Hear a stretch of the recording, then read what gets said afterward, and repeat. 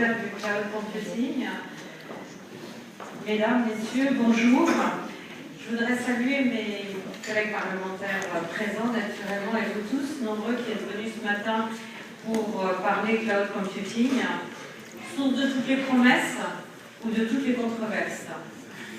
L'informatique en nuage et le calcul intensif sont des technologies clés pour notre industrie et notre capacité d'innovation. La dématérialisation des infrastructures informatiques permise par le cloud computing est porteur d'enjeux majeurs. On parle de gains de compétitivité, importants pour les entreprises. On parle de simplification et de nouveaux usages pour chacun, dans son entreprise ou à titre personnel. Le marché mondial, tout comme le marché français, de ces nouveaux services informatiques est en forte croissance, 35%. Tout cela est plutôt réjouissant dans une économie globale en décroissance. Le cloud, tout comme le calcul intensif, reposent tous deux sur des architectures informatiques et logiciels complexes dont la conception nécessite un niveau élevé de maîtrise technologique. Il nécessite donc un fort investissement en capital au démarrage des activités.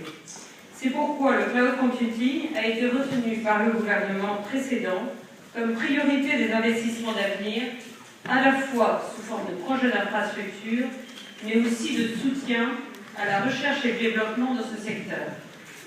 En 2012, le nouveau gouvernement a décidé de poursuivre cette politique et en novembre, il a choisi de participer à 2 projets de cloud français, CloudWatt et Numergy. Aux côtés d'acteurs privés, la Caisse des dépôts, agissant pour le compte de l'État, investira 75 millions d'euros dans chacun de ces projets. Sociétés françaises, CloudWatt et Numergy ont vocation à offrir leurs services en France sur l'ensemble de l'Europe au travers de partenariats avec des acteurs européens. Ils interviendront aujourd'hui tous deux dans notre matinée. Pourquoi avoir des acteurs français? Tout d'abord pour l'activité elle-même. C'est un secteur en forte croissance et il serait dommage que la France ne participe pas à cette économie du cloud et de la transformation de l'édition logicielle qui est associée. Mais aussi parce que l'industrie du cloud computing est stratégique pour notre économie numérique et pour notre économie tout court. Ne soyons pas naïfs. Certains comparent les données au pétrole du XXIe siècle. Je ne sais si la comparaison est bonne, mais nous pouvons comprendre aujourd'hui qu'avec le big data, l'analyse des données va ouvrir de nouvelles perspectives de services à destination des particuliers ou des entreprises et profondément bouleverser certains modèles économiques industriels. En confiant leurs données à un tiers, parfois sans protection aucune, les entreprises peuvent ainsi voir partir et perdre leur potentiel de croissance de leur activité à l'avenir. Je pense à l'exemple qui nous a été cité du métier de fabricant d'avions lors d'une audition avec Corinne Herel, député PS des Côtes-d'Armor, avec lequel je conduis une mission sur le développement de l'économie numérique. Le ADS, belle industrie européenne, a un métier qui sera certainement en forte évolution avec le big data, puisque les données qu'elle va enregistrer sur le comportement des avions en vol pourra être commercialisée ou non, si elle a ces données, sous forme de service pour ses clients. Les entreprises, notamment les PME, doivent donc être mieux formées sur les avantages du cloud, mais éventuellement sur les usages faits de leurs données par le prestataire, être mieux informés quand ils choisissent le prestataire, avoir le choix entre les offres. Le cloud est majoritairement américain aujourd'hui, mais il peut et doit être aussi français, et avoir de nouvelles garanties concernant les données.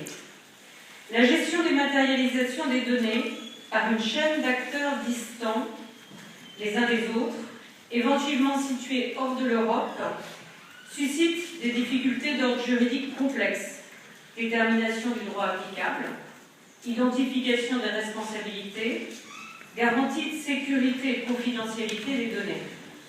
Il devient donc urgent d'engager une réflexion approfondie en France et aussi au niveau européen sur un encadrement des pratiques liées à l'usage des données personnelles des particuliers ou des entreprises. Il devient aussi urgent de définir une régulation garantissant aux utilisateurs transparence dans le stockage, dans le traitement et l'accès aux données, et aussi portabilité complète. C'est en tout cas ma conviction. Nous en débattrons aujourd'hui. La France doit porter cette ambition au niveau européen. Voilà ce que je voulais vous dire en introduction sur ce qu'a débuté peut penser du cloud aujourd'hui, sans intervenir naturellement dans le champ technique, ni dans le champ des acteurs privés. On voit qu'un certain nombre de questions se posent aujourd'hui aux parlementaires, et donc je salue l'initiative qui nous est donnée aujourd'hui de pouvoir en débattre pendant toute la matinée. J'ai le plaisir donc d'inviter pour la première table ronde Cloud Computing, un succès unanime, Monsieur Bonnard, directeur général de Sogeti France, Monsieur Jérôme Dilouya, fondateur et président d'Data Cloud, Jules-Henri Gavetti, président directeur général d'Icoulan, Cyril Guettin, directeur ligne de marché cloud de Bouygues Télécom Entreprises, et Anne-Yvonne Ledin, députée de l'Hérault.